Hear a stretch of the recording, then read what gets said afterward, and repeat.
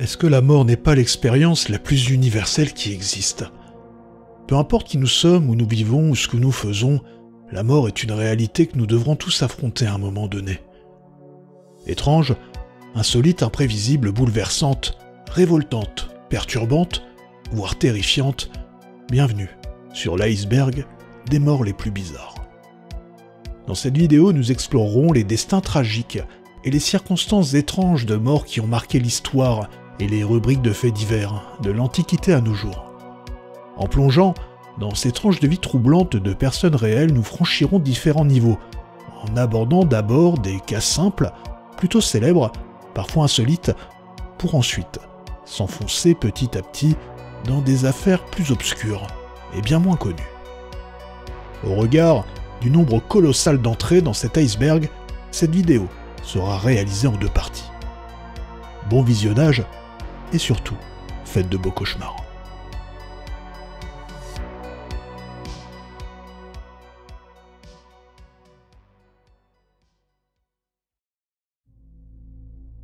Brandon Lee ne joue plus. Nous sommes le 31 mars 1993 sur le plateau de tournage du film The Crow. Les acteurs et l'équipe technique sont prêts, et plutôt fébriles. Ils tournent une scène clé, celle où le personnage principal, Eric Draven, interprété par Brandon Lee, doit être abattu. La tension est palpable, le réalisateur crie « Action !» et la scène commence. Tout se passe comme prévu, jusqu'à ce que le coup de feu retentisse. Brandon Lee s'effondre. Au début, tout le monde pense que c'est une excellente performance. Seulement, il ne bouge plus. Et la réalité commence doucement à s'imposer. Brandon Lee, le fils de la légende des arts martiaux Bruce Lee, vient d'être tué à l'âge de 28 ans par une balle factice, qui s'était coincée dans la chambre de l'arme lors d'un tournage précédent. La mort de Brandon Lee reste l'un des accidents les plus tragiques et les plus inattendus de l'histoire du cinéma. Grigory Rasputin, le presque invincible. Dans la nuit du 17 décembre 1916, un drame se joue dans l'un des plus somptueux palais de Russie. Le protagoniste de cette tragédie est Grigory Efimovitch Rasputin, un mystique russe plutôt renommé. Rasputin avait réussi à s'élever dans la hiérarchie de la société russe pour devenir un conseiller intime de la famille royale. Sa présence à la cour impériale et son influence sur la famille du tsar Nicolas II suscitaient de nombreuses préoccupations et hostilités parmi l'élite russe. Ce soir-là, un complot se trame dans les coulisses. Des membres de l'aristocratie résolus à mettre fin à l'influence de Rasputin orchestrent un piège. Ils invitent Rasputin à un dîner où ils prévoient de l'empoisonner. Cependant, Rasputin, connu pour sa robustesse, ne succombe pas si facilement. Malgré l'empoisonnement, il continue à vivre, à la grande surprise et à l'effroi de ses assassins. Dans un acte de désespoir, ils décident de le tuer de 3 balles. Voyant que Rasputin est toujours en vie, les conspirateurs décident de le noyer. Ils l'attachent et le jettent dans la rivière Neva. Malgré ses blessures, Rasputin réussit à se libérer et à sortir de l'eau.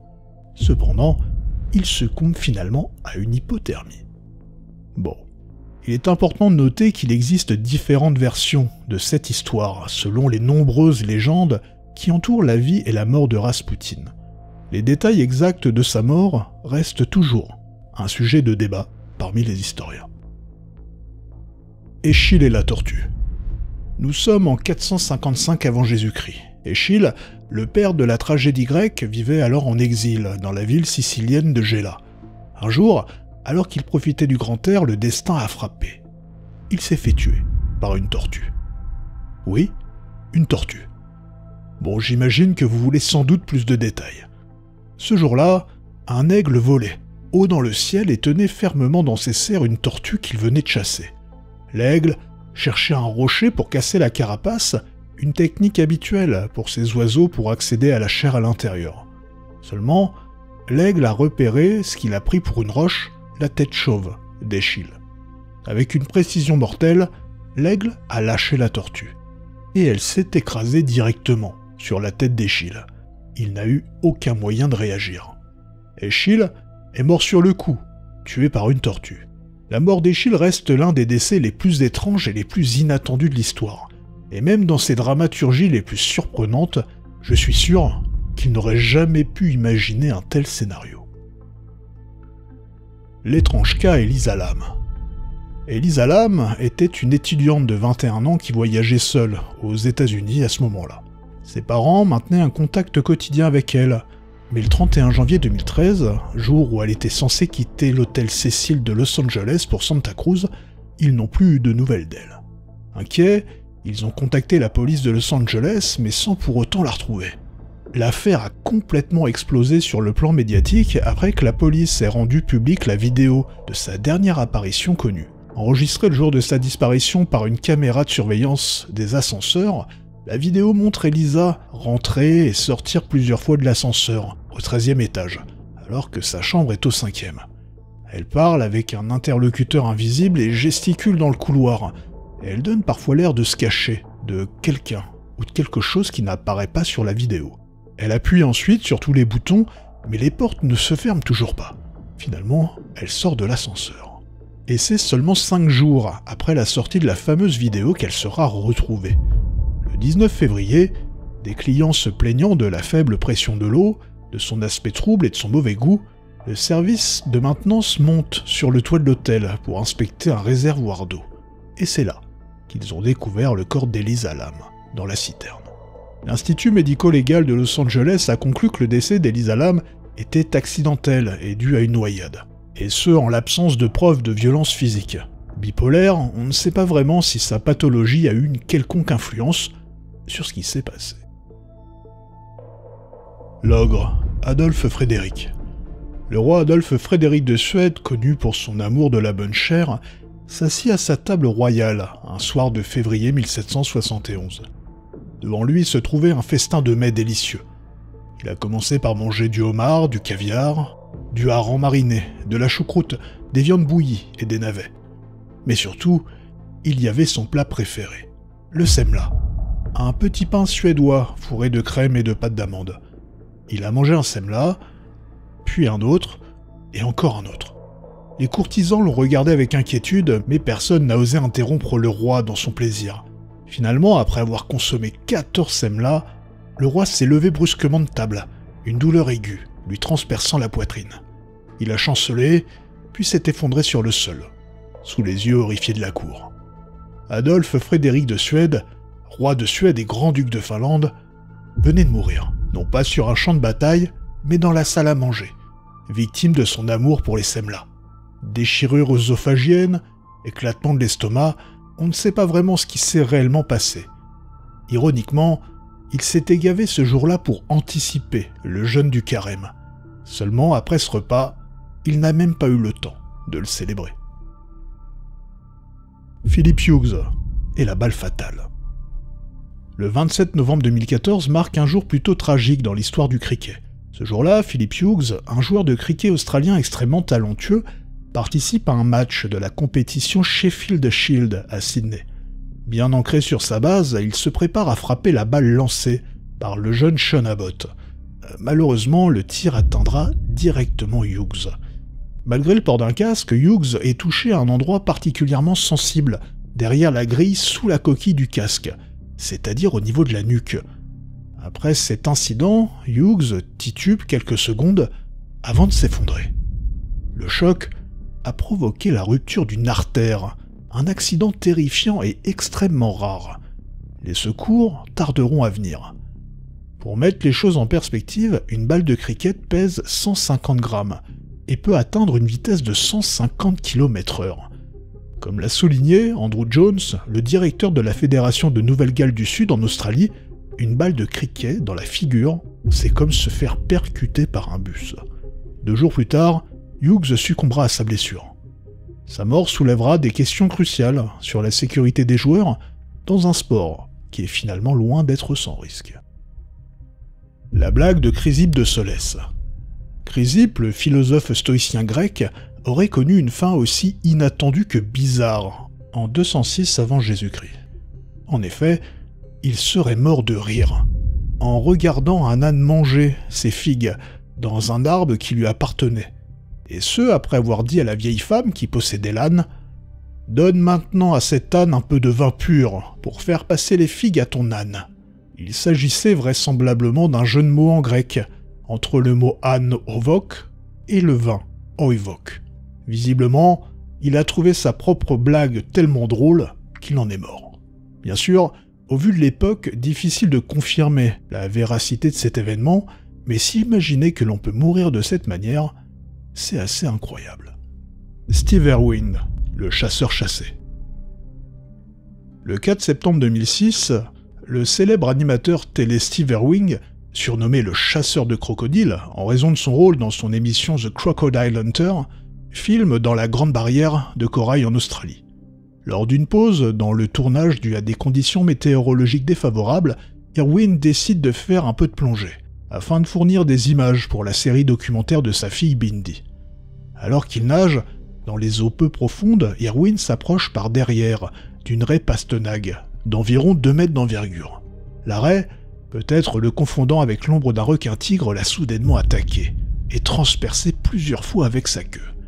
Irwin a d'abord cru qu'il avait un poumon perforé. Seulement le dard venimeux de la raie l'avait touché en plein cœur, provoquant une hémorragie. Les personnes à bord du bateau d'Irwin ont rapidement administré les premiers secours et l'ont transporté vers l'île voisine de Low Island, où le personnel médical l'a déclaré mort à l'âge de 44 ans. Sa mort a été entièrement filmée. Cependant, sa femme a souhaité détruire la vidéo pour les raisons qu'on imagine.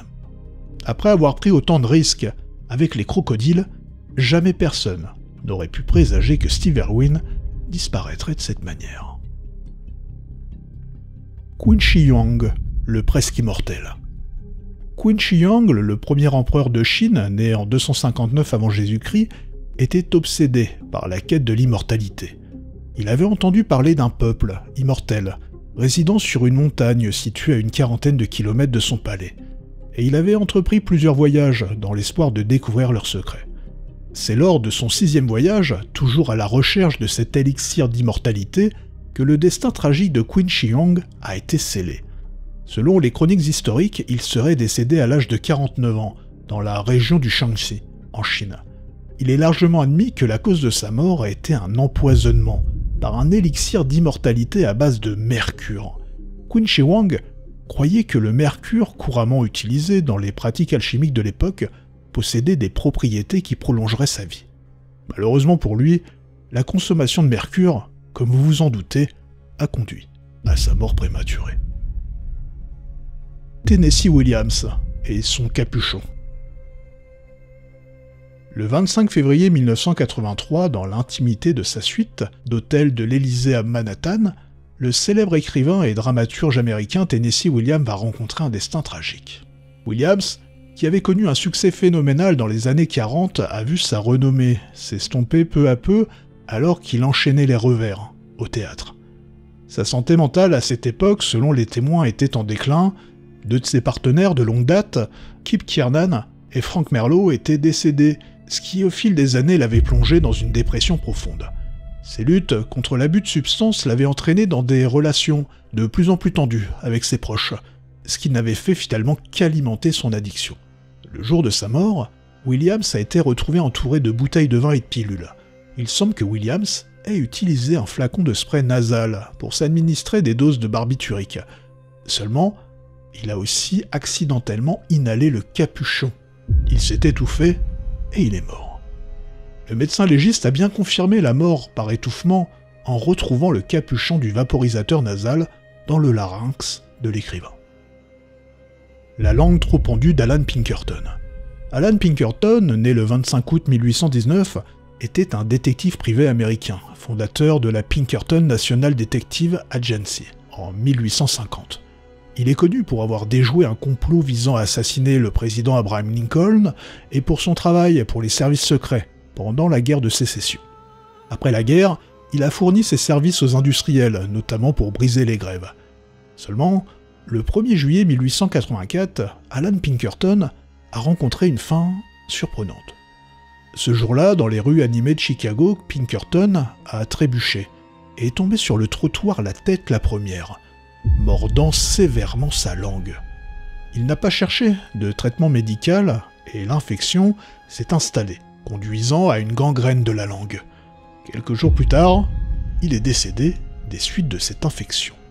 Après avoir passé une vie entière à affronter le danger, c'est finalement une chute ridicule qui aura eu raison de lui. Anton Yelchin aurait dû jouer dans Christine. Le 19 mai 2016, Anton Yelchin, acteur célèbre pour son interprétation de Pavel Tchekhov dans les films de Star Trek, pour son rôle de Kyle Reese dans Terminator Renaissance, n'est pas arrivé à sa répétition. Inquiets et sans nouvelles, ses amis se sont précipités chez lui. À leur arrivée, ils ont découvert une scène assez terrible. Anton avait été écrasé par sa propre voiture, une Jeep Grand Cherokee de 2015. Mais comment cela a-t-il bien pu arriver? Anton serait descendu de la voiture, on ne sait pas pourquoi, et se serait placé devant.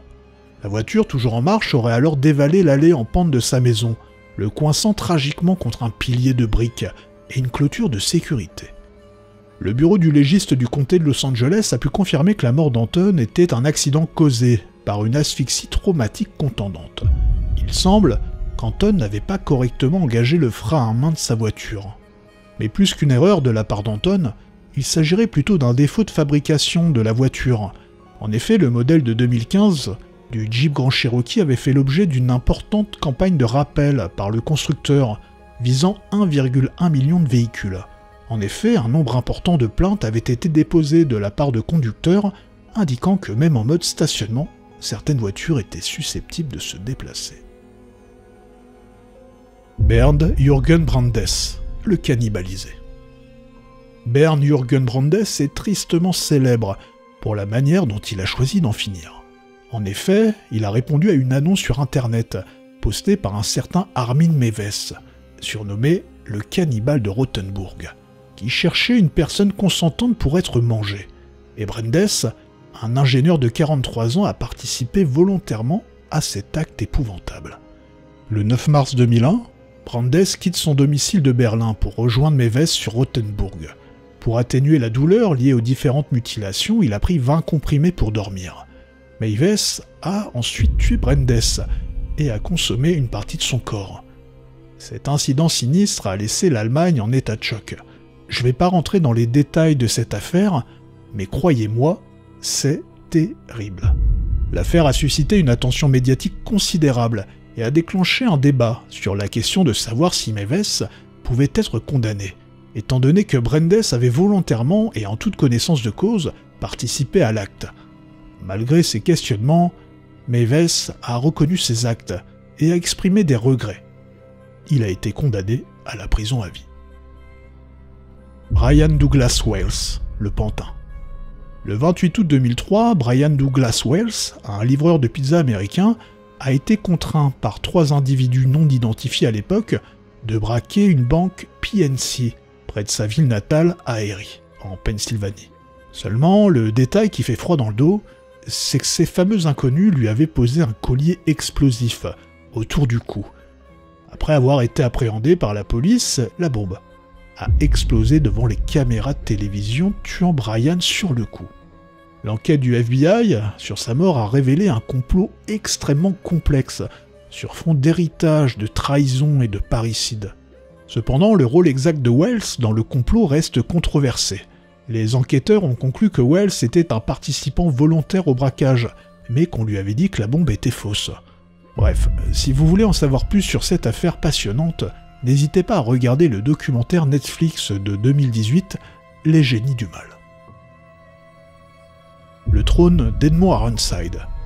Edmond Aronside, également connu sous le nom d'Edmond II, a porté la couronne en tant que roi d'Angleterre du 23 avril au 30 novembre 1016. Son surnom Ironside, ou Côte de fer en français, lui a été attribué en reconnaissance de sa bravoure et de sa détermination sans faille dans la résistance à l'invasion danoise menée par Knut le Grand, qui cherchait à s'emparer des terres anglaises. Seulement, la mort d'Edmond Aronside est visiblement bien moins glorieuse. Selon certaines sources historiques, il aurait été assassiné dans des circonstances pour le moins étranges.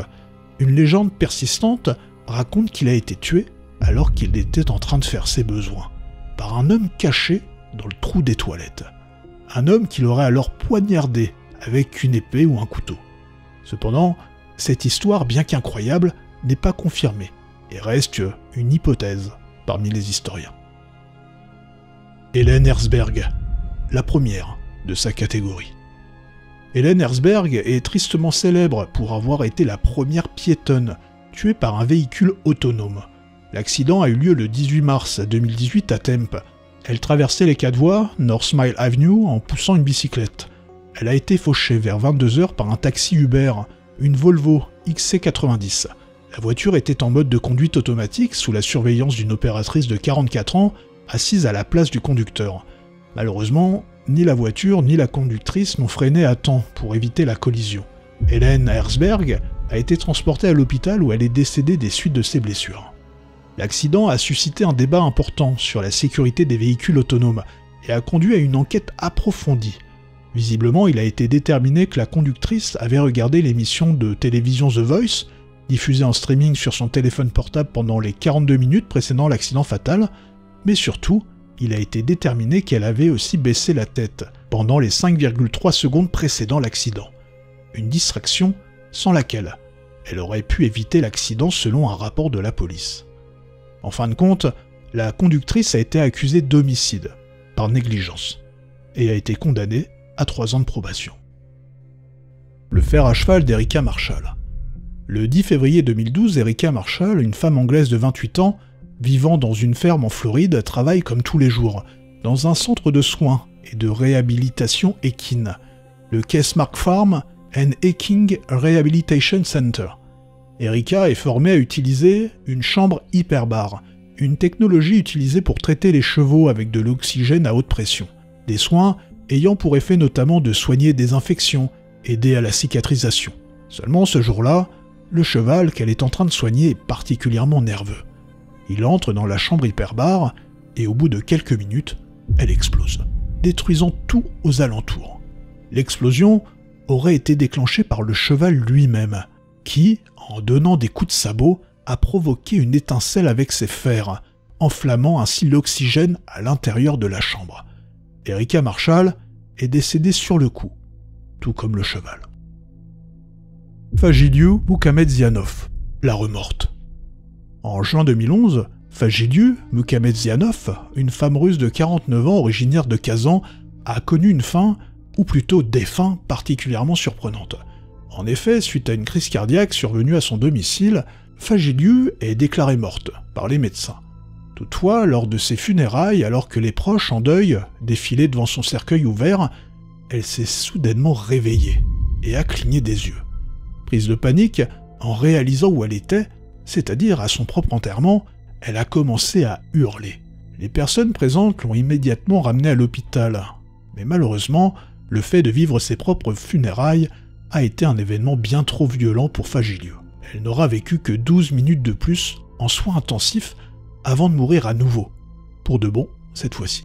Son mari, révolté, a exprimé sa colère et a demandé des explications, affirmant qu'elle était encore en vie, alors que les services d'urgence l'avaient déclarée morte la première fois.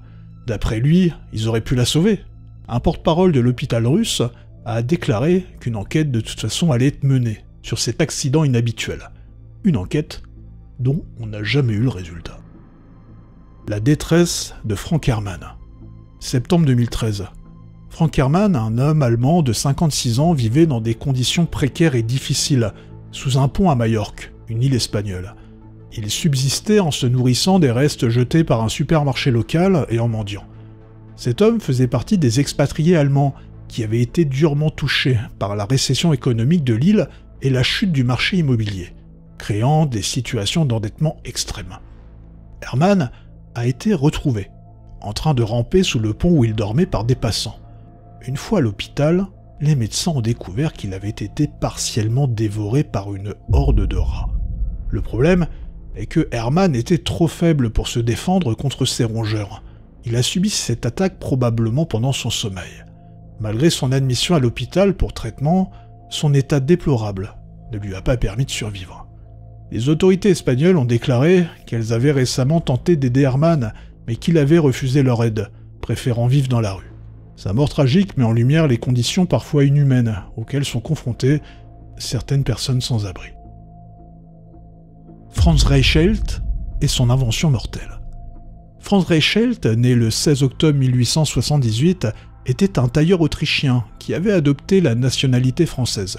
Il est surtout connu pour son invention assez innovante, un costume parachute. Dans son temps libre, il a consacré ses efforts à développer ce costume, spécialement conçu pour les pilotes d'avion.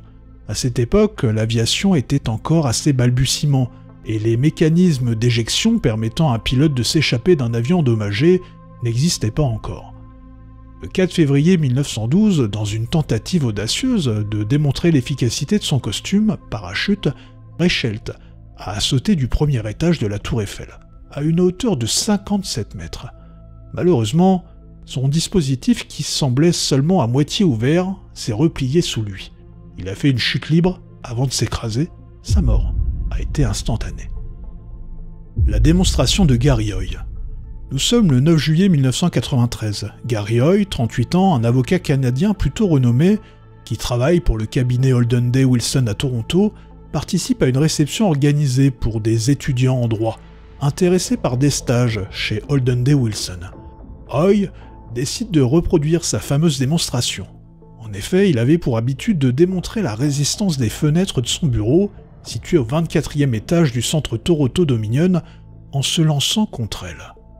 Il avait effectué cette démonstration à maintes reprises par le passé, rebondissant sans danger sur le verre. Après avoir réussi une première fois, il s'élance une seconde fois contre la fenêtre pour impressionner les étudiants. Seulement, vous vous doutez sans doute de ce qui s'est passé.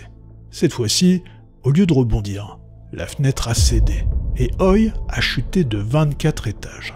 Il est décédé sur le coup. Et ce qui est surprenant, c'est que le verre ne s'est pas brisé, mais c'est la vitre qui a été éjectée de son cadre, avec Gary Hoy, au passage. Ça sent mauvais pour Héraclite.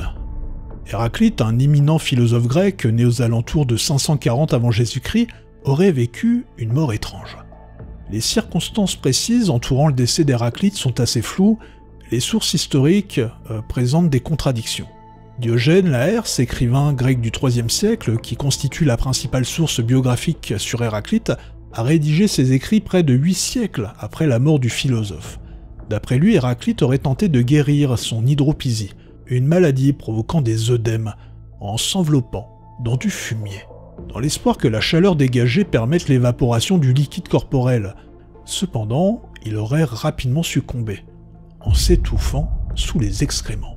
Une autre version, rapportée par Néante de Cyzique, historien grec du IVe siècle, suggère qu'Héraclite aurait été piégé dans le fumier, à la manière de sable mouvant, et aurait finalement été dévoré par des chiens sans pouvoir bouger le moindre petit doigt.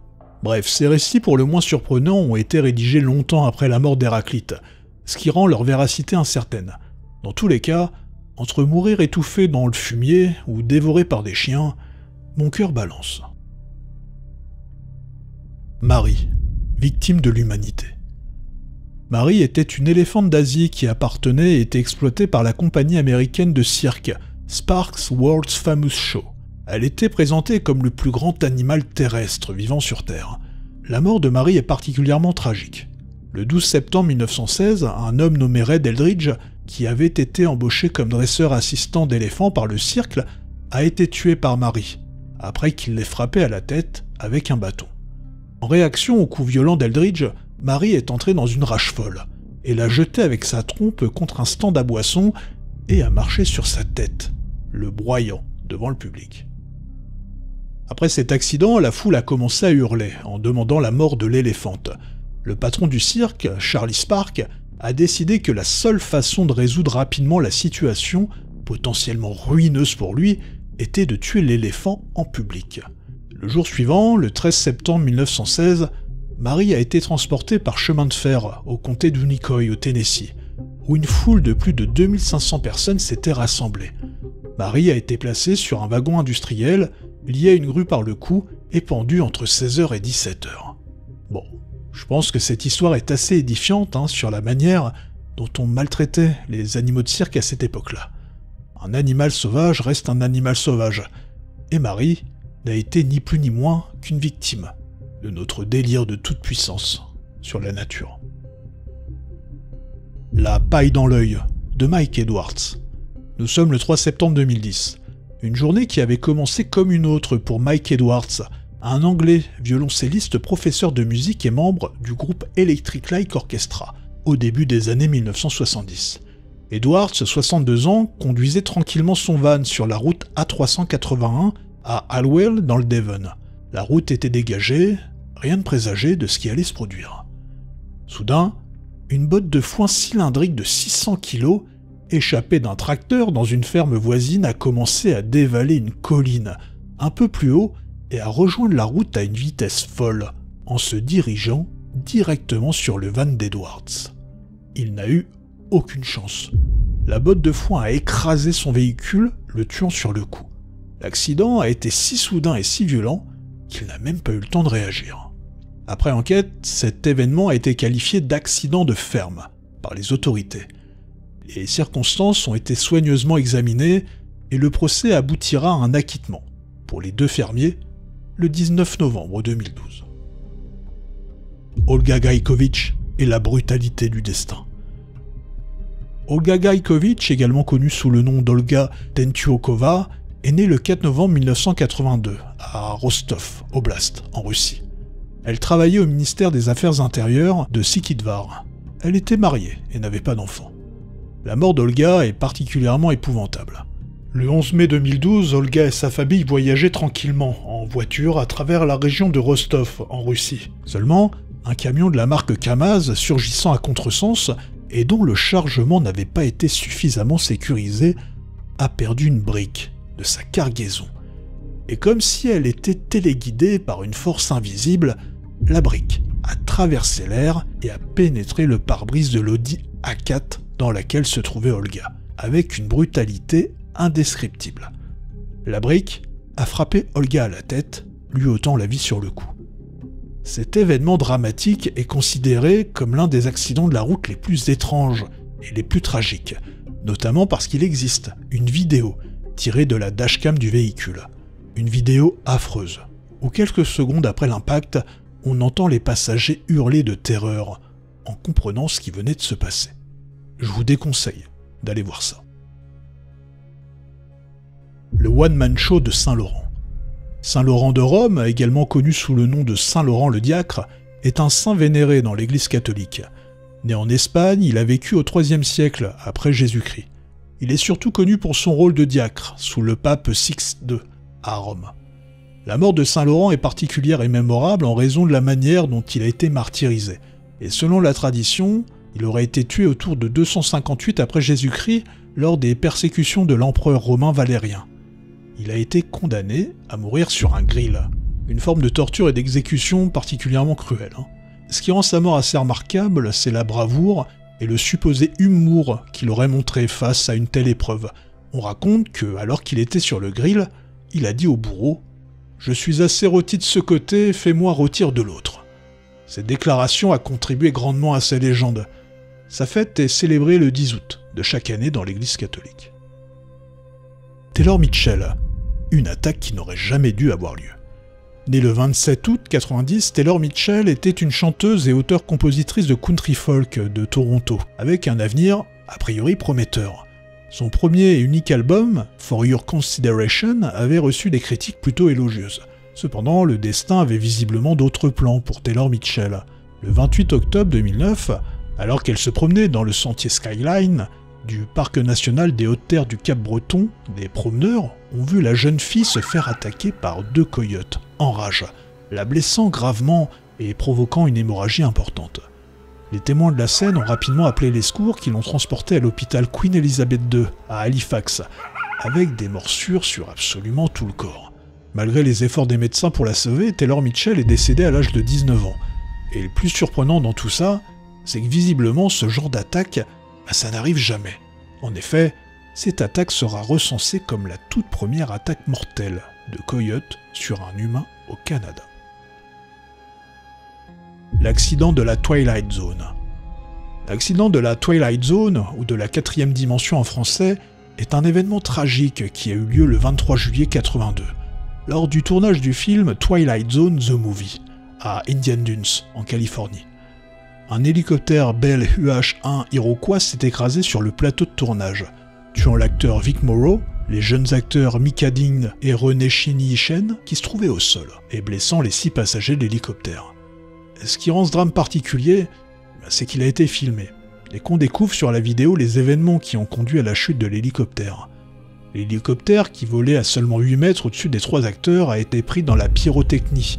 L'accident a été causé par une défaillance du rotor de la queue de l'hélicoptère, touché par les différentes explosions. L'accident a conduit à des années d'actions civiles et pénales contre le personnel supervisant le tournage, y compris le réalisateur John Landis, et aussi à l'introduction de nouvelles procédures et normes de sécurité dans l'industrie du cinéma. Et de ce drame, il reste un fait plutôt mystérieux. L'acteur Vic Morrow, pendant son tournage sur Dirty Larry Crazy Mary en 1973, près d'une décennie avant sa mort, avait insisté pour avoir une police d'assurance vie d'1 million de dollars avant de tourner des scènes impliquant l'hélicoptère dans lequel il était censé monter. Interrogé à ce sujet, il avait répondu à l'époque « J'ai toujours eu le pressentiment que j'allais mourir dans un accident d'hélicoptère. » Topsy, l'instrument d'Edison. Topsy est une éléphante domestiquée qui avait été importée aux États-Unis vers 1875 par le cirque Forkpaw. Elle avait été présentée à travers tout le pays et avait passé ses dernières années au Luna Park de Coney Island. Seulement Topsy avait acquis une réputation d'animal plutôt dangereux, ayant causé la mort de 3 hommes au cours de sa vie. Et c'est à cause de ça que les propriétaires du parc, Frederick Thompson et Elmer Dundee, ont pris la décision d'exécuter Topsy, en raison de son passé violent et de l'incapacité de son dresseur à la maîtriser. Leur intention initiale, c'était de la pendre. Mais la Société américaine pour la prévention de la cruauté envers les animaux s'y est opposée. Du coup, ils ont décidé de l'électrocuter. Le 4 janvier 1903, Topsy a été nourri de carottes, mélangées à 460 grains de cyanure de potassium avant qu'une tension de 6600 volts ne soit envoyée à travers son corps. Topsy est décédé en seulement quelques secondes. Ce qui rend cette exécution vraiment particulière, c'est qu'elle a été filmée par Thomas Edison, dans le cadre de sa campagne visant à discréditer le courant alternatif, une nouvelle forme d'électricité à l'époque, soutenue par Nikola Tesla, une électricité qu'il jugeait bien plus dangereuse que le courant continu. Malgré les campagnes de dénigrement d'Edison, c'est finalement le courant alternatif de Tesla et Westinghouse qui a gagné cette bataille. Aujourd'hui, le courant alternatif est le standard pour le transport et la distribution de notre électricité. L'épidémie d'encens de 1518. L'épidémie d'encens de 1518 est un événement historique survenu sur Strasbourg en Alsace, qui à l'époque faisait partie du Saint-Empire romain germanique. En juillet 1518, une femme nommée Frau Trophéa a commencé à danser de manière incoercible dans une rue de Strasbourg. Sa danse a duré plusieurs jours et a rapidement attiré l'attention des autres. En une semaine, 34 autres personnes se sont jointes à elle, et en un mois, le nombre de danseurs avait atteint environ les 400. Ce qui rend cette épidémie particulière, c'est que les personnes touchées dansaient sans pouvoir s'arrêter jour et nuit, pendant des semaines, jusqu'à ce qu'elles s'effondrent d'épuisement. Certaines sont même mortes de crise cardiaque, d'accident vasculaire cérébral ou d'épuisement. Les autorités locales, déconcertées par ce phénomène, ont demandé l'aide de médecins qui ont conclu que la danse était une maladie naturelle, causée par un sang trop chaud. Ils ont donc encouragé les danseurs à continuer à danser jusqu'à épuisement pour se soigner. Malgré de nombreuses recherches, les causes exactes de cette épidémie de danse restent inconnues. Cet événement a eu un impact durable sur le plan culturel, inspirant tout un tas d'œuvres d'art, que ça soit au niveau de la littérature, la musique, et même sur le terrain des enquêtes scientifiques. Basile Ier, le bon et le mauvais chasseur. Basile Ier, surnommé le Macédonien, est un empereur byzantin qui a régné de 867 à 886. Comme vous vous en doutez, sa vie a été assez incroyable. Guerre, conquête, trahison, mais c'est dans sa mort qu'il va marquer les esprits. Nous sommes le 29 août 886. Ce jour-là, Basile est en pleine partie de chasse, une activité qu'il appréciait particulièrement. Seulement, alors que l'empereur poursuivait un cerf à travers les bois, un accident inattendu s'est produit. Son ceinturon s'est accroché au bois du cerf. L'empereur a alors été traîné sur une longue distance à travers la forêt. Les détails de cet accident restent flous et entourés de mystères, mais visiblement, un de ses serviteurs qui l'accompagnait a réussi à couper la ceinture de l'empereur pour le libérer. Seulement, Basile crut qu'il voulait l'assassiner, et le fit donc exécuter. Il existe différentes versions qui se contredisent. Pour certains, il serait mort dans la même journée, à cause de l'accident de chasse. Pour d'autres, ses blessures lui auraient occasionné une fièvre mortelle, qui l'aurait emporté en quelques jours. Un zeste de Bobby Leach. Bobby Leach, né en 1858, était une figure assez légendaire dans son domaine. Le 25 juillet 1911, presque un an après Kenny Taylor ait réalisé le même exploit, Bobby Leach, lui aussi, va tenter de défier la mort. Enfermé dans une sorte de tonneau de métal, il s'est jeté dans les chutes du Niagara et en est ressorti lui aussi vivant. Toutefois, ce triomphe, qui n'a pas été sans conséquences, il a subi des blessures graves, dont 2 genoux cassés, une mâchoire fracturée, l'ont laissé à l'hôpital pendant 6 longs mois. Bien après sa convalescence, en 1926, Bobby Leach, alors en tournée publicitaire en Nouvelle-Zélande, a glissé sur une peau d'orange provoquant une vilaine blessure à la jambe. Ce qui semblait être une blessure mineure s'est transformé en une infection grave, conduisant finalement à la gangrène et à l'amputation de sa jambe. Bobby Leach n'a pas survécu aux complications qui ont suivi et est décédé 2 mois plus tard. Ainsi, ce n'est pas les chutes du Niagara qui ont eu raison de lui, mais une simple peau d'orange. La grande inondation de mélasse de Boston. La grande inondation de mélasse de Boston, c'est une catastrophe industrielle qui a eu lieu le 15 janvier 1919 dans le quartier de North End, à Boston, Massachusetts. En fait, un grand réservoir de stockage rempli de 10 millions de litres de mélasse et pesant environ 12 000 tonnes a éclaté. La vague de 4 mètres de mélasse qui en a résulté a déferlé dans les rues à une vitesse d'environ 15 mètres par seconde, tuant 21 personnes et en blessant 150. La particularité de cette catastrophe réside dans sa nature et ses conséquences dévastatrices. Les témoins ont rapporté avoir ressenti le sol trembler et avoir entendu un rugissement lors de l'effondrement du réservoir. Un grondement long semblable au passage d'un train. D'autres ont rapporté un énorme fracas, un grondement profond, un bang semblable à un coup de tonnerre. Ils auraient également entendu comme un bruit de mitraillette lorsque les rivets ont été expulsés du réservoir. La densité de la mélasse est d'environ 1,4 tonnes pour 1 mètre cube, ce qui lui donne une grande quantité d'énergie potentielle, ainsi qu'une masse très importante. Les personnes coincées sous ce liquide visqueux n'ont eu aucune chance. Cette vague de mélasse a été suffisamment puissante pour rompre les poutres de la gare de Boston sur Atlantic Avenue, soulever un train dérail et arracher des bâtiments de leurs fondations pour les renverser. Le bain de Colin Scott.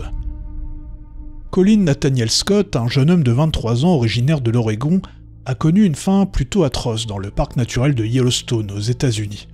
Le 7 juin 2016, Colin et sa sœur Sable se rendent dans une partie du parc située dans le Wyoming pour se baigner dans les célèbres piscines thermales naturelles. Trop confiants, ils sont entrés dans une zone très dangereuse et interdite aux touristes en raison de ses sources bouillantes. Et malgré la clôture destinée à assurer la sécurité des plus téméraires, Colin s'est penché pour tâter la température de l'eau, alors que sa sœur le filmait avec son téléphone portable. Le problème, c'est qu'il a glissé dans la source. Sa sœur, paniquée, a bien entendu appelé les secours. Malheureusement, à cause d'un orage, ils n'ont pas pu se rendre sur place. Ils sont arrivés que le lendemain. Et lorsqu'ils se sont présentés devant la source, ils n'ont retrouvé que les tongs du jeune homme. En un temps record, Colin Scott avait été dissous. Depuis 1870, 22 personnes, dont 7 enfants, sont mortes dans les sources thermales naturelles de Yellowstone, où les températures peuvent atteindre par endroits 121 degrés. Quand Dick Wertheim est tombé de sa chaise. Le 15 septembre 1983, le stade de l'US Open de tennis a été le théâtre d'un événement assez terrible. Ce jour-là, le match est intense. Stefan Edberg, un joueur connu pour la puissance de ses frappes, est sur le court. C'est à lui de servir. Il lance la balle, frappe de toutes ses forces, seulement elle dévie de sa trajectoire prévue et frappe Dick Wertheim directement dans l'aine. Wertheim est assis sur une chaise surélevée. Le choc, le renverse et le fait chuter. La scène est chaotique. Wertheim, en tombant de sa chaise, se heurte violemment la tête sur la surface du cours. Inconscient, il est rapidement transporté au Flushing Hospital Medical Center. Malheureusement, malgré les efforts des médecins, Wertheim est victime d'un hématome sous-dural et il décédera le même jour. La famille de Wertheim poursuivra la Fédération américaine de tennis en réclamant 2,25 millions de dollars en dommages et intérêts. Seulement, la Cour suprême de New York jugera que l'impact de la balle de tennis n'avait pas été la cause directe de sa mort. Cet événement tragique a eu au moins le mérite de conduire la Fédération internationale de tennis à prendre une décision importante, celle de ne plus faire asseoir les juges de ligne pendant les matchs. Ainsi, la mort de Dick Wertheim a malgré tout eu un impact durable sur le monde du tennis. James Campbell et son boxeur. Nous sommes début 2013 en Floride. James Campbell, un homme de 68 ans et sa femme, Iris Fortner, rentrent chez eux en voiture. Campbell sort du véhicule pour ouvrir le portail de leur propriété. Alors que sa femme est au volant, elle se prépare à faire une marche arrière pour se garer dans l'allée de leur maison. Seulement, sans doute tout excité de revoir leur maître revenir à la maison, le boxeur du couple a sauté dans la voiture et a appuyé sur l'accélérateur. La voiture a alors reculé brutalement, écrasant Campbell et le coinçant sous le véhicule. Malgré les efforts de sa femme pour arrêter la voiture, elle n'a pas pu empêcher l'accident. Campbell a été déclaré mort sur les lieux. Et visiblement, après enquête, cette mort tout à fait surprenante et causée par un acte involontaire de leur chien a bien été confirmée comme accidentelle. Le dernier chant du coq de Jimmy Zambo. À l'origine, Jimmy Zambo, né le 20 janvier 1958, est un chanteur populaire hongrois qui a percé lorsqu'il a été élu chanteur de l'année en Hongrie en 1993.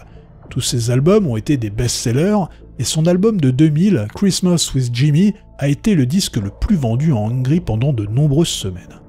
Seulement, sa carrière s'est arrêtée de façon particulièrement grotesque. Le 2 janvier 2001, Jimmy est exaspéré par les chants incessants du coq de son voisin. Afin de l'effrayer, Jimmy tire 2 coups de feu avec son 9 mm. Ensuite, afin de rassurer sa femme sur le fait que son arme était désormais déchargée, il a retiré le chargeur, a placé le pistolet contre sa tempe et a appuyé sur les gâchettes. En fait, il restait une balle dans la chambre de l'arme. Sa femme, témoin horrifié de la scène, a rapidement contacté les secours et Jimmy Zambo a été emmené à l'hôpital où il est décédé quelques heures plus tard. Il avait consommé de l'alcool, mais pas en quantité excessive. Sa mort jugée accidentelle est simplement le fruit d'une idée particulièrement idiote. João Maria de Souza ou la mort tombée du ciel. Une nuit durant l'été 2013, João Maria de Souza, 45 ans, résident de la ville brésilienne de Caratinga, dort paisiblement avec sa femme à ses côtés. Seulement, ils sont à un moment donné réveillés par des bruits bizarres venant du toit, comme si quelqu'un ou quelque chose se déplaçait au-dessus. Et autant vous dire, João ne va même pas avoir le temps de comprendre ce qu'il se passe, alors qu'une vache d'1 tonne, traversant le toit en amiante de sa maison, lui tombe dessus pour l'écraser de tout son poids. On pense que la vache s'est échappée tout simplement d'une ferme voisine, puis a marché sur le toit qui jouxtait, une colline escarpée. Selon les rapports, bien que souffrant, João était conscient et semblait être en bonne condition après l'accident. Seulement, il a été examiné trop tard et il ne s'est pas aperçu qu'il était en fait victime d'une hémorragie interne. Et c'est seulement le lendemain que lui et sa famille ont pris conscience de l'urgence. Bien que transporté à l'hôpital le même jour, il était déjà trop tard et il n'a pas pu être sauvé. Jean de Luxembourg, dit l'aveugle. Le 26 août 1346, un champ de bataille en France a été le théâtre d'un acte de bravoure, ou de folie, je ne sais pas trop, de la part d'un certain Jean de Luxembourg, dit l'aveugle. En effet, malgré une cécité totale qui durait depuis une décennie suite à une opération ratée des yeux, il avait décidé de se battre sur le champ de bataille. Né le 10 août 1296, Jean avait gravi les échelons de la noblesse, devenant roi de Bohême en 1310, comte de Luxembourg en 1313 et roi titulaire de Pologne. Malgré son handicap, Jean n'a pas hésité à se lancer dans la mêlée de la bataille de Crécy. Et selon les récits, il était attaché à son cheval avec des chaînes et accompagné de 4 de ses chevaliers qui devaient le protéger et lui indiquer où frapper avec son épée. Bon, J'imagine que vous vous doutez bien de ce qui s'est passé. Malheureusement, Jean a été tué dans cette bataille. Mais son courage et son dévouement à la cause, malgré son handicap, sont restés gravés dans l'histoire comme un exemple de courage chevaleresque ou de folie. Je ne sais toujours pas. Le costume de Martha Mansfield. C'est à l'âge de 18 ans en 1917 qu'une jeune femme nommée Martha Mansfield va se faire un nom sur la scène du vaudeville et du cinéma muet américain alors qu'elle enchaîne les films et les succès comme Dr. Jekyll et Mr. Hyde ou encore Silent Command. Cependant, le destin a d'autres plans pour Martha. Le 30 novembre 1923, alors qu'elle vient de finir de tourner ses scènes pour le film The Warrens of Virginia, Martha s'assoit dans une voiture et porte encore son costume d'époque datant de la guerre de sécession. Seulement un membre de l'équipe de tournage va négligemment jeter son allumette, qui aura servi à allumer sa cigarette sur la robe de Martha. Son costume, fait de petits voiles, s'enflamme instantanément. Malgré l'intervention de Wilfrid Leal, l'acteur principal, et du chauffeur qui se brûlera les mains, Martha est gravement brûlée et transportée d'urgence à l'hôpital de San Antonio, où elle meurt le 30 novembre 1923. Elle n'avait que 24 ans. La colère de Monsieur Lee. Nous sommes le 25 août 2010 dans le centre commercial animé de Daejeon, en Corée du Sud. Monsieur Lee, un homme de 40 ans en scooter électrique pour personnes en situation de handicap, arrive juste à temps pour voir les portes de l'ascenseur se refermer devant lui. Une femme à l'intérieur vient d'appuyer sur le bouton pour descendre, ignorant sa présence. Dans un accès de frustration, Monsieur Lee décide de percuter les portes fermées de l'ascenseur avec son véhicule motorisé. Les portes sont abîmées, mais elles résistent. L'ascenseur descend, laissant Monsieur Lee d'autant plus frustré. Il recule légèrement, puis avec une détermination renouvelée, il fonce de nouveau devant les portes. Seulement cette fois-ci, elles cèdent. Monsieur Lee plonge dans le vide de la cage d'ascenseur, tombant d'une hauteur d'environ 6 mètres. Et tout ça sera capturé par les caméras de sécurité du centre commercial. Bien que ce soit la colère de Monsieur Lee qui est à l'origine de son destin tragique, les responsables du centre commercial se sont engagés à renforcer les portes des ascenseurs pour éviter qu'un tel accident ne se reproduise. La légende de Ragnar Lodbrok. Ragnar Lodbrok est un roi semi-légendaire de Suède et du Danemark, qui aurait régné à une époque indéterminée entre 750 et 865. En effet, il est difficile de distinguer la réalité de son existence et les légendes. Certains récits le décrivent comme le père de plusieurs fils célèbres, dont Halfdan, Ivar le Désossé et Hub Ragnarsson. Certains chercheurs suggèrent que Ragnar pourrait être un amalgame de plusieurs figures historiques et littéraires. Bref. Au-delà de ses exploits supposés en Scandinavie, en Francie occidentale ou en Angleterre anglo-saxonne, au cours du IXe siècle, c'est également sa mort qui participera à construire sa légende. Ragnar, lors d'un de ses nombreux raids, s'aventure dans le royaume de Northumbrie, au nord de l'Angleterre. Mais il se fait capturer par le roi Hel, et il est condamné à une fin aussi terrible qu'inhabituelle. C'est jeté dans une fosse grouillante de serpents que Ragnar en terminera avec la vie. Cette mort épouvantable serait survenue entre 840 et 865, et elle est devenue un élément clé de la légende de Ragnar Lodbrok. La chantilly mortelle de Rebecca Burger. Rebecca Burger était une blogueuse française très populaire, connue pour ses publications sur le fitness, la nourriture, les voyages. Elle avait une grande communauté sur Instagram, à peu près 155 000 followers. En plus de son blog, Rebecca Burger évoluait dans le milieu professionnel du fitness, où elle était reconnue. Elle participait à de nombreuses compétitions mondiales et était modèle pour l'entreprise Women's Best, spécialisée dans les produits pour le sport. Et pour le coup, la mort de Rebecca Burger est parfaitement brutale et inattendue. Le 17 juin 2017, alors qu'elle prépare une chantilly à l'aide d'un siphon, la capsule de gaz a littéralement explosé et l'a percutée au niveau de la poitrine. Cet accident a provoqué un arrêt cardiaque. Réanimée par les pompiers et ramenée à l'hôpital, elle a malheureusement succombé quelques heures plus tard. Stephen Winfrey est le terrier d'Alice. Le jour de l'an 2016, dans le cadre du Doncaster en Angleterre, Stephen Winfrey, un chasseur britannique chevronné de 50 ans, s'aventure dans la nature. Reconnu pour sa maîtrise de la chasse au lapin avec des furets et des chiens, il était plutôt respecté et admiré dans la communauté des chasseurs pour son savoir-faire. Cependant, ce jour-là, alors qu'il poursuit une proie, Stephen s'enfonce dans un terrier de lapin, les bras et la tête en avant. Le problème, c'est qu'il s'est retrouvé piégé à l'intérieur. Sa famille, ne le voyant pas revenir pour le déjeuner, a contacté la police, qui l'a retrouvé mort, la tête la première, coincée dans le trou. Seul un bras, ses jambes et son torse étaient visibles à la surface. Autour de cette scène macabre, on pouvait voir des marques de griffures sur le sol, comme s'il s'était débattu. Malgré les efforts des secours, Stephen n'a pu être réanimé, et un examen post-mortem réalisé par un médecin légiste a révélé qu'il était mort, comme on s'en doute, d'asphyxie. Tina Christopherson avait soif de vie. Tina Christopherson était une femme dotée d'un QI assez exceptionnel, évalué à 189, ce qui l'a classée parmi les plus grands surdoués de sa génération, jusqu'au moment où elle sera traversée par une obsession quotidienne, celle de boire de l'eau.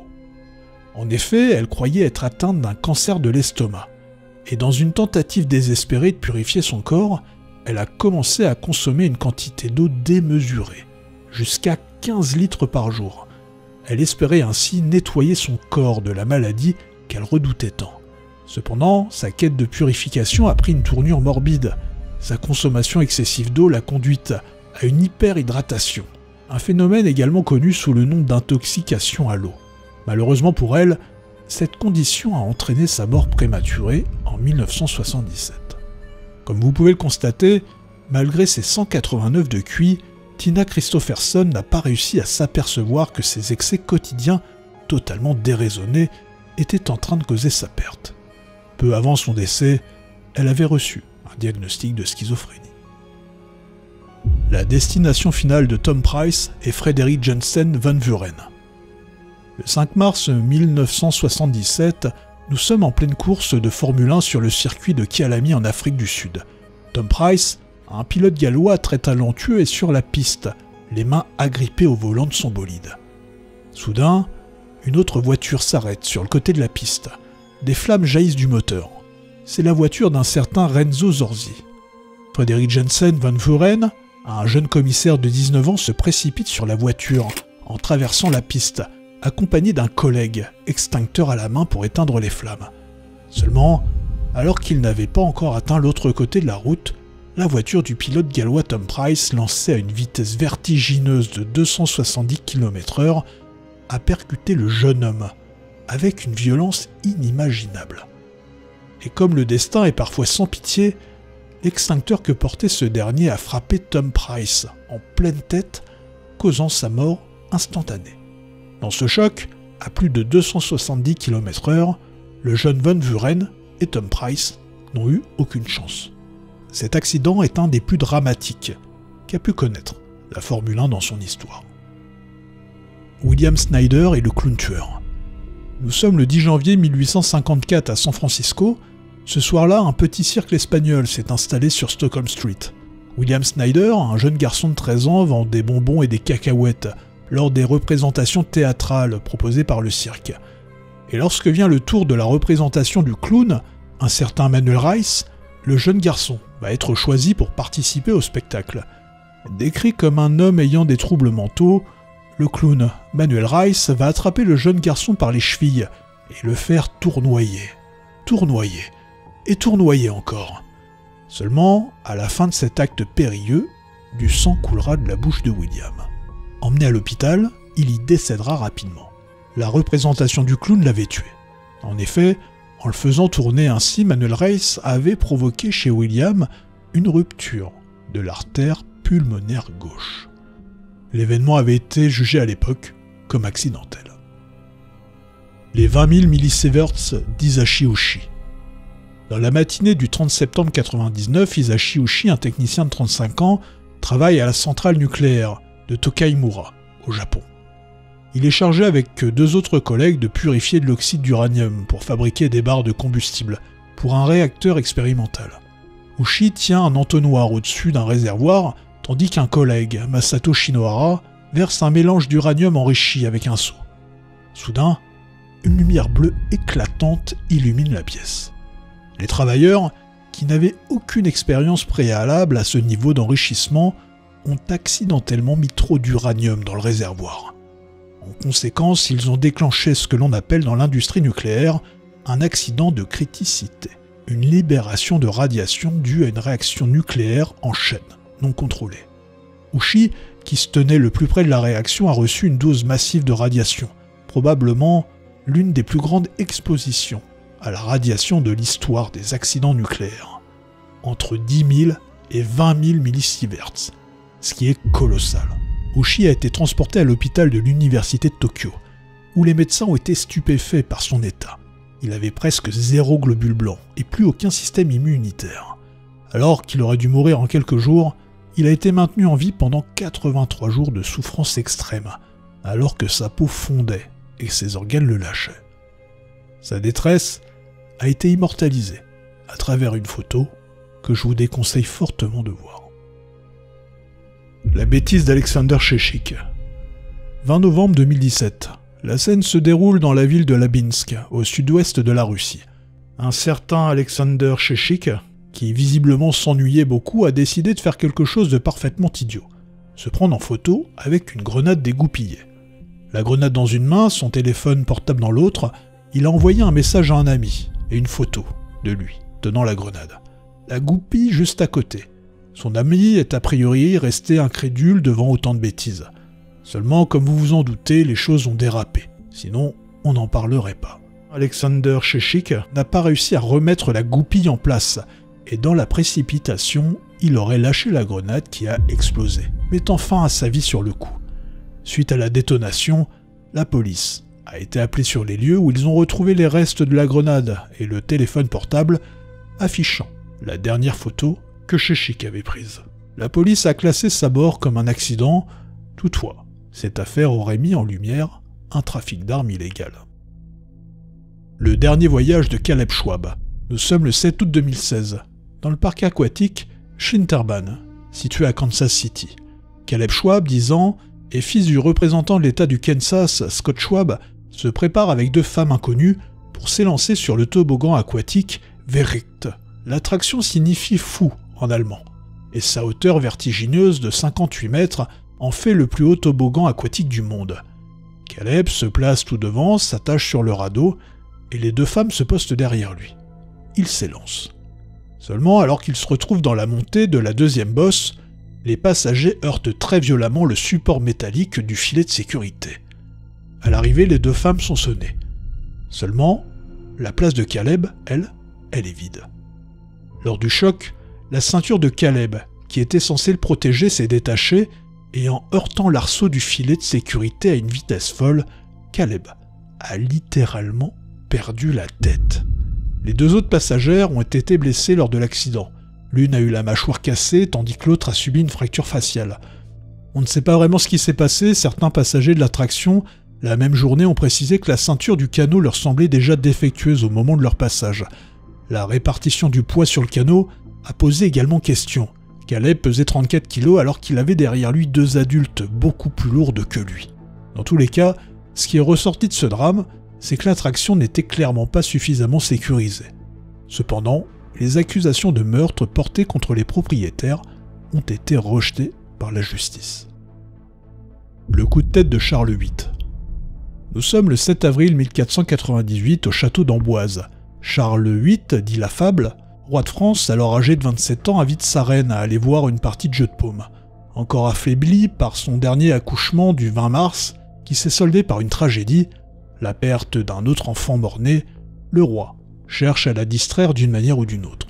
La partie se déroulant dans les fossés du château, ils durent traverser la galerie Hackelbach. Seulement dans sa hâte, Charles VIII heurta violemment de la tête un linteau de pierre d'une porte trop basse. Il chancela, mais réussit à garder ses esprits et s'installa pour profiter du spectacle pendant un petit moment, tout en produisant des commentaires avec des voisins. Cependant, vers 2 heures de l'après-midi, il s'est soudainement écroulé au sol, incapable de parler. Étendu sur une paillasse, il a attendu durant 9 heures l'arrivée des médecins avant de succomber. Un AVC, une thrombose, un hématome intracrânien, quoi qu'il lui soit arrivé, Charles VIII est mort, à l'âge de 27 ans, sur un coup de tête. Charmaine Maxwell, éleveur de trot. 28 février 2015, Charmaine Maxwell, plus connue sous le nom de Maxi, membre du groupe R&B des années 90 Brownstone, rentre chez elle après le match de football de son fils. La maison est vide et silencieuse. Elle profite de ce temps calme pour se poser confortablement dans son salon, savourant le calme avec un verre de vin à la main. Il est 21h, son mari, le producteur Karsten Scheck, arrive à la maison. Seulement, il découvre Charmaine inconsciente, une blessure à la gorge. La panique s'empare de lui, alors qu'il appelle les services d'urgence. Elle est transportée à l'hôpital Cedars-Sinai. Malheureusement, elle succombe à ses blessures quelques heures plus tard. Vous vous demandez sans doute ce qui s'est passé. Eh bien, une chose toute bête. Alors qu'elle était en train de se lever du canapé, Charmaine a trébuché et elle est tombée sur son verre à vin qui s'est brisé en 1000 morceaux. Seulement, un morceau un peu plus grand que les autres, et tranchant, s'est enfoncé dans sa gorge, provoquant une blessure fatale. Le slip de Denver Lee Sinclair. 21 décembre 2013, Denver Lee Sinclair, un homme de 58 ans, est en train de vivre une dispute familiale pour le moins animée. Les tensions exacerbées par l'alcool se posent entre lui et son beau-fils, Bradley Davis. Seulement, ce qui aurait pu être une querelle ordinaire a pris une tournure tragique et mortelle. Brad, dans un accès de colère, a saisi le slip de Sinclair et l'a tiré par-dessus sa tête, exécutant une manœuvre connue sous le nom de wedgie atomique. La bande élastique du sous-vêtement s'est alors retrouvée, serrée autour du cou de Sinclair, l'étranglant impitoyablement. Bradley Davis en aurait profité pour lui asséner des coups de poing, provoquant un traumatisme crânien, selon les procureurs. Des coups qui auraient été fatals si Sinclair n'était pas mort d'abord de l'étranglement provoqué par l'élastique de son slip. Autant vous dire que le shérif McBooth, responsable de l'affaire, n'avait jamais vu ça de sa carrière. Helena Streuer-Gardner, ce n'était pas un cil. Nous sommes le soir du 22 novembre 2018.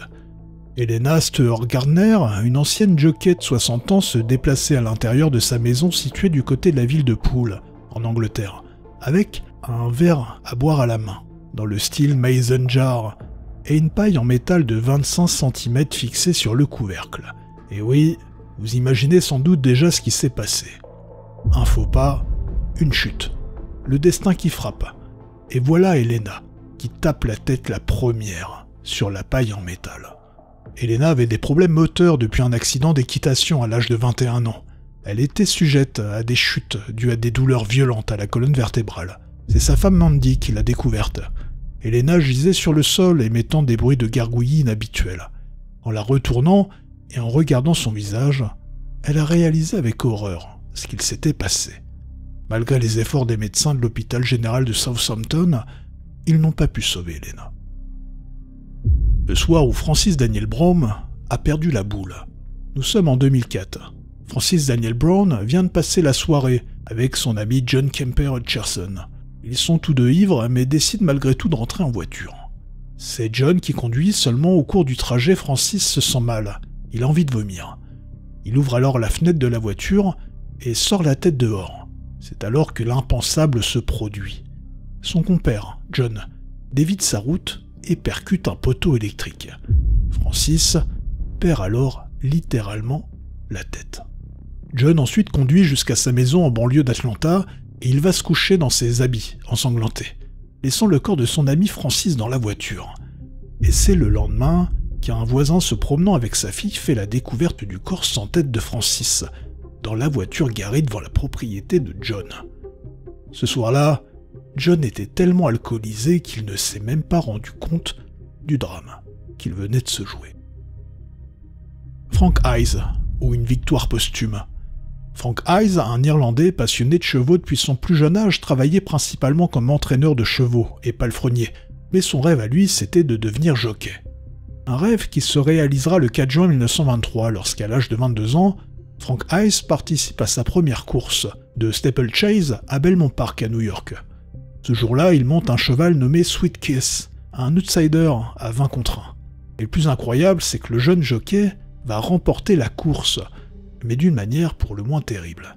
En effet, Frank Hayes a été victime d'une crise cardiaque en pleine course, et malgré sa mort soudaine, son corps est resté en selle, et Sweet Kiss a franchi la ligne d'arrivée, remportant la course. La mort de Frank Hayes n'a été découverte qu'après la course, lorsque les officiels sont venus le féliciter. On pense que la crise cardiaque fatale a été provoquée par les efforts extrêmes que Frank Hayes avait fournis pour répondre aux exigences de poids. En effet, il avait perdu plus de 5 kilos peu de temps avant la course. Après cette course, on dit que son cheval n'a plus été surnommé Sweet Kiss, mais Sweet Kiss of Death. La soif de Georges Plantagenet. Georges Plantagenet, né le 21 octobre 1449 à Dublin, est le frère des rois anglais Édouard IV et Richard III. Il va jouer un rôle assez important dans le conflit entre deux factions ennemies, connues sous le nom de Guerre des Roses. Malgré son allégeance à la maison d'York, Georges change de camp pour soutenir la maison de Lancaster, avant de revenir une nouvelle fois aux Yorkistes. Et finalement, ses ambitions et ses intrigues vont conduire à sa perte, lorsque convaincu de trahison contre son frère aîné Édouard IV, il sera condamné à mort. La sentence sera exécutée secrètement dans la Tour de Londres le 18 février 1478. Et selon la rumeur, Georges Plantagenet a eu l'honneur de choisir sa méthode d'exécution. Et le choix qu'il fera, c'est d'être noyé dans une barrique de vin de Malvoisie. En voilà donc une requête pour le moins étrange. Georgi Markov et le coup du parapluie. Septembre 1978 à Londres. Georgi Markov, un dissident bulgare qui a fui son pays pour le Royaume-Uni, se rend à son travail à la BBC. Il est écrivain, journaliste et un critique acerbe du régime bulgare. Alors qu'il attend le bus sur le pont de Waterloo, il ressent une piqûre soudaine à l'arrière de sa cuisse. Il se retourne et voit un homme qui s'excuse et ramasse un parapluie, qu'il a laissé tomber. Markov ne pense pas à mal, même s'il a quand même une sensation étrange à l'endroit de la piqûre. Au fil des heures, il commence à se sentir mal. Tellement mal qu'il finit hospitalisé et meurt quelques jours plus tard, le 11 septembre 1978. Les médecins sont perplexes. Markov leur aurait parlé de l'incident avec l'homme au parapluie, mais ils ne trouvent aucune cause évidente à sa mort. Ce n'est qu'après une enquête approfondie qu'ils vont découvrir la vérité. Un petit projectile contenant du ricin, un poison mortel, va être retiré de la jambe de Markov. L'homme au parapluie n'était pas un simple passant, mais un assassin envoyé par les services secrets bulgares. Le maladroit Henry Taylor. Londres. 19 octobre 1872. Henry Taylor est un employé de pompes funèbres, réquisitionné pour participer à une cérémonie funéraire au cimetière de Kensal Green. Ce jour-là, il travaille comme porteur de cercueil, accompagné par 5 autres personnes. Afin de se diriger vers la tombe, les 6 hommes sortent le cercueil du corbillard et empruntent un chemin plutôt étroit.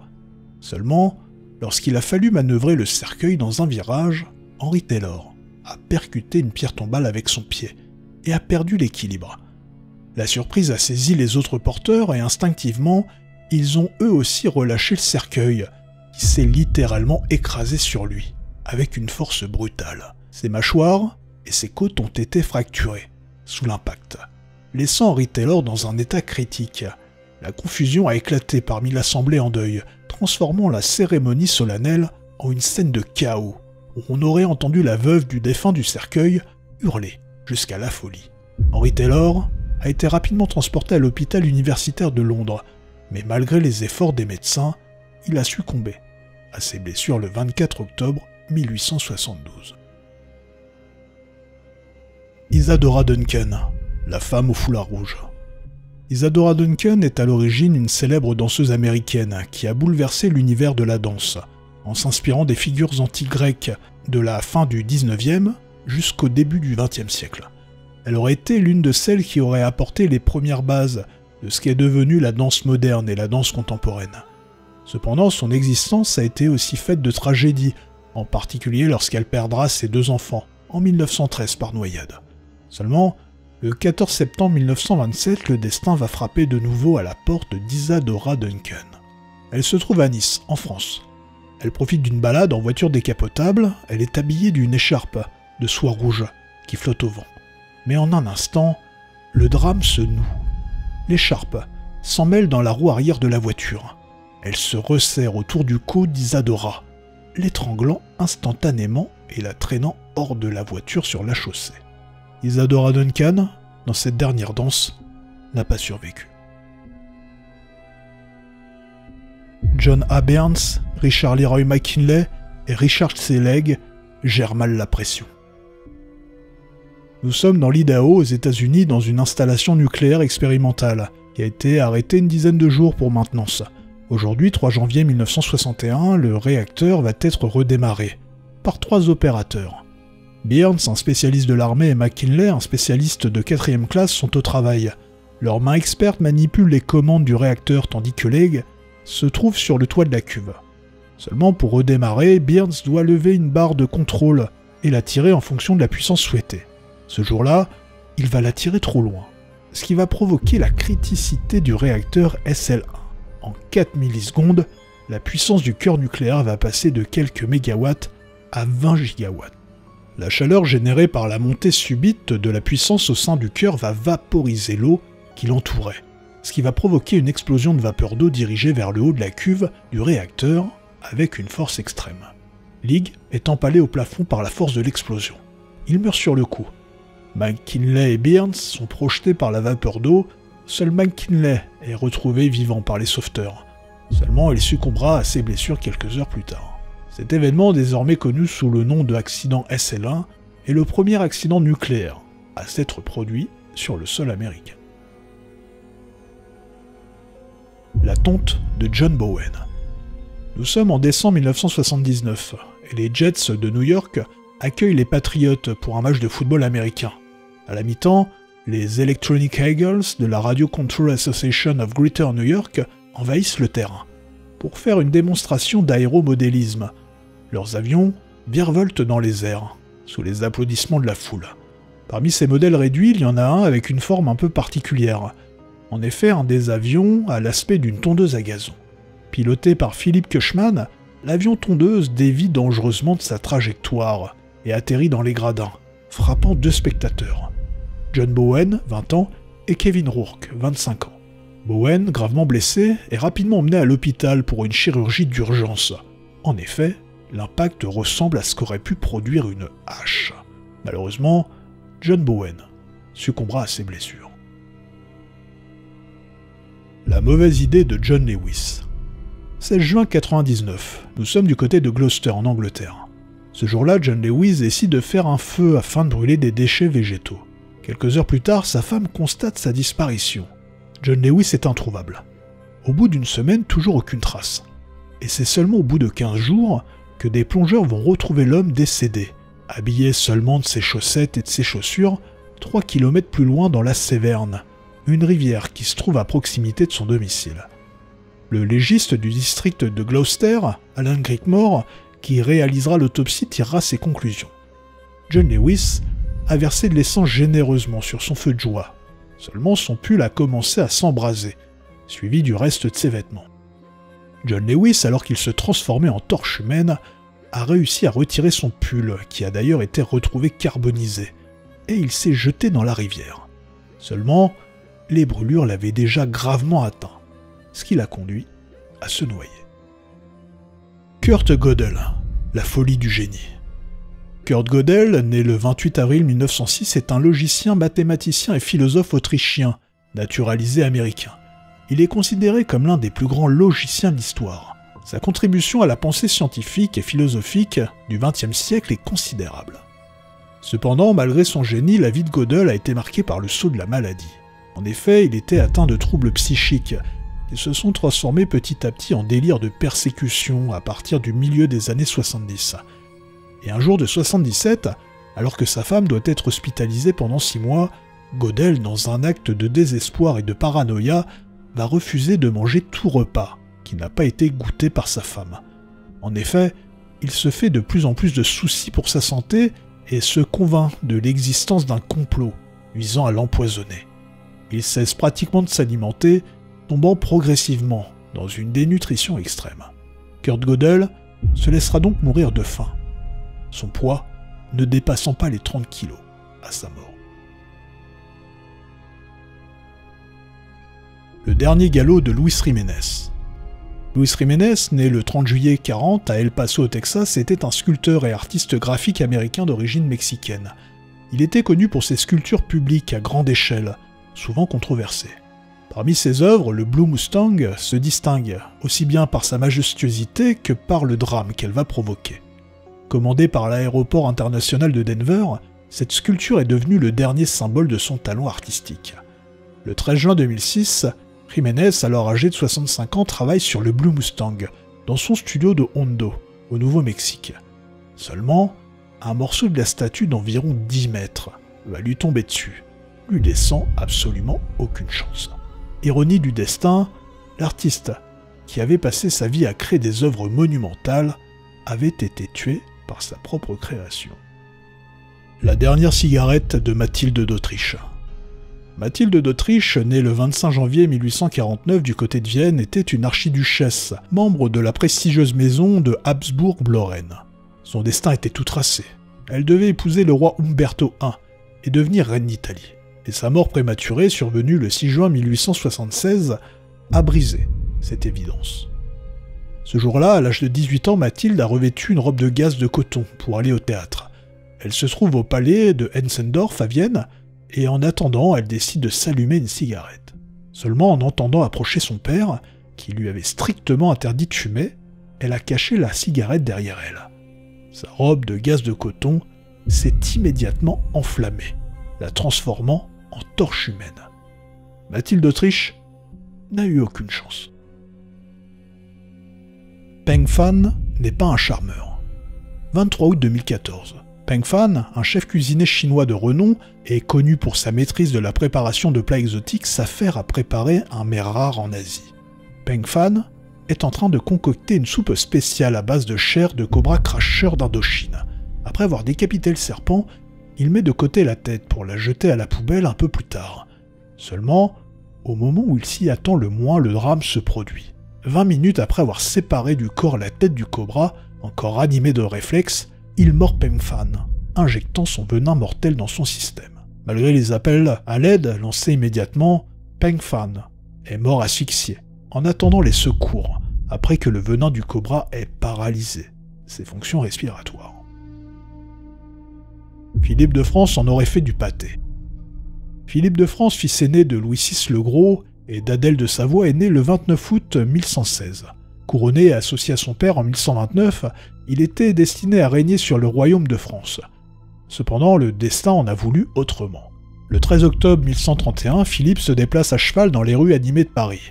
Et soudain, un porc, affolé, surgit de nulle part et se jette dans les sabots de sa monture. Pris de panique, le cheval se cabre, fait chuter Philippe et l'écrase lourdement. Transporté d'urgence dans une maison voisine, Philippe lutte contre la mort, mais ses blessures sont trop graves. Il succombe peu après. Visiblement, ce drame a amené les autorités, ensuite, à interdire les divagations de porcs dans les rues de Paris.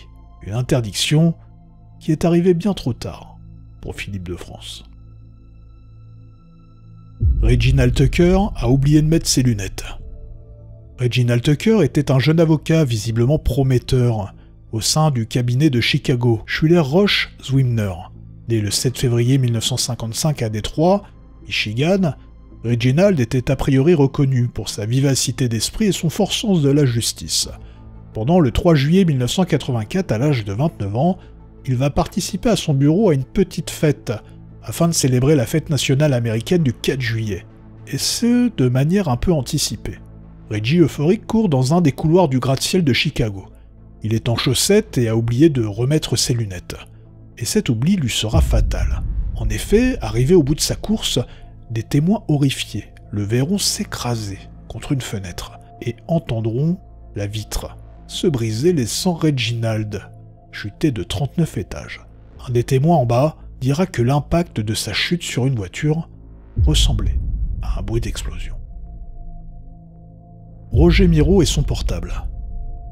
Roger Miro, 56 ans, est un homme ordinaire de la ville de Palatine, dans l'Illinois. En ce jour du 30 juillet 2013, Roger est bien embêté. Il ne retrouve plus son téléphone portable. Après l'avoir cherché pendant un petit moment en vain, Roger pense qu'il pourrait être tombé dans le vide ordure de son immeuble. Il se rend donc tout en bas de son immeuble pour accéder à la zone du compacteur, et vous devinez sans doute ce qui s'est passé. Roger est entré dans la benne à ordures, et le compacteur s'est mis en marche. Roger n'en est pas ressorti vivant. le défi mortel de Sam Ballard. Dans l'excitation d'une soirée durant l'année 2010, Sam Ballard, un jeune joueur de rugby australien, a voulu répondre à un défi lancé par sa bande de potes. Manger une limace. Un défi qui semblait assez inoffensif mais qui allait avoir des conséquences épouvantables.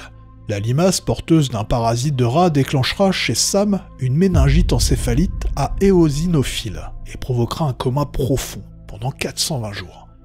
À son réveil, les conséquences sont catastrophiques. En effet, le jeune est atteint de lésions cérébrales graves qui l'ont laissé paralysé des pieds au cou. Malgré les complications médicales, Sam a lutté pendant 8 ans, en restant en vie. Seulement le 2 novembre 2018, à l'âge de 28 ans, Sam a rendu son dernier souffle. La petite ouverture de Truls et Levix. Nous sommes le 5 novembre 1983 sur la plateforme pétrolière Before Dolphin, en mer du Nord. Truls Selevik est un plongeur à saturation, un type de plongeur professionnel qui travaille en profondeur pendant de longues périodes. Ces plongeurs vivent dans des habitats sécurisés appelés caissons hyperbares, où ils respirent un mélange gazeux adapté à la profondeur à laquelle ils travaillent. Cela leur évite de devoir passer par des paliers de décompression pouvant durer plusieurs jours pour remonter à la surface. Pour rejoindre leur habitat, ils utilisent une cloche de plongée, elle aussi sous pression. À ce moment-là, Elvix habite dans ses caissons avec 3 autres collègues plongeurs et reçoit l'aide de 2 assistants pour gérer les procédures d'entrée et de sortie. Autour de 4h du matin, lui et Björn Berkersen rentrent dans la cloche de plongée après avoir passé 2h30 en mer. Pendant ce temps, 2 autres plongeurs, Edwin Conward et Roy Lucas, qui avaient plongé précédemment, se reposent dans une autre section de l'habitat sous-marin. Ils sont assistés par William Cramond et Martin Saunders. Dans la procédure, Truls et Björn atteignent la chambre 1. Seulement, ils n'arrivent pas à bien fermer la porte, qui est censée les isoler de la pression extérieure, et laisse un jour d'environ 9 cm d'épaisseur. Malheureusement, les assistants plongeurs à l'extérieur n'ont pas cette information, et ils détachent la cloche de plongée de l'habitat, et c'est la décompression explosive. L'air à l'intérieur de l'abri est expulsé dans l'ouverture de 9 cm, avec une force inimaginable. Seulement, Truselvix, qui se trouve devant la porte, passera lui entièrement dans ce trou de souris. Ses autres collègues, eux, sont morts, instantanément. Charles Vaca devait s'y attendre. Nous sommes le 25 août 2014 sur un champ de tir dans l'Arizona, nommé Bullets and Burgers. Charles Vaca, un instructeur de tir chevronné, dispensait sur place des cours de tir, et en ce jour, il a accepté de former une jeune fillette de 9 ans au tir de mini-Uzi. Vous en conviendrez, on frôle sans doute la bêtise absolue. La fillette, sous le regard vigilant de ses parents, tenait donc le mini-Uzi dans ses petites mains. Seulement, lorsqu'elle a tiré, le recul de l'arme a pris le dessus. Elle a perdu le contrôle, le canon du Uzi, en remontant, a logé une balle dans la tête de Charles. Transporté par hélicoptère, il a succombé à ses blessures, peu de temps après son arrivée à l'hôpital universitaire de Las Vegas. Que dire de plus? Si ce n'est que le débat autour de la manipulation d'armes par des enfants a été remis sur la table des débats, une énième fois. Michael Malloy ou l'estomac d'acier. Michael Malloy, surnommé Iron Mike, un sans-abri irlandais, ancien pompier et ingénieur, vivait à New York dans les années 1930. Un soir de janvier 1933, 5 de ses connaissances, animés par la cupidité, ont fomenté un complot macabre. Leur plan: assassiner Malloy pour toucher l'argent de son assurance-vie. Ils ont tenté d'abord de le noyer dans l'alcool et de l'empoisonner avec de l'antigel, de lui faire boire de l'essence de térébenthine, du liminant pour chevaux et du poison pour rats, et même de le laisser geler à mort lors d'une nuit d'hiver particulièrement froide. Mais contre toute attente, Malloy, Iron Mike, a survécu à chaque tentative. Finalement, le 22 février 1933, après que Malloy se soit évanoui pour la nuit, les 5 hommes l'ont transporté dans la chambre de l'un d'eux. Là, ils lui ont inséré un tuyau dans la bouche, relié à du gaz. Moins d'1 heure plus tard, Malloy rendait son dernier souffle. Cependant, leur tentative désespérée pour tuer Malloy et encaisser l'argent de l'assurance ont finalement conduit ces hommes à la chaise électrique.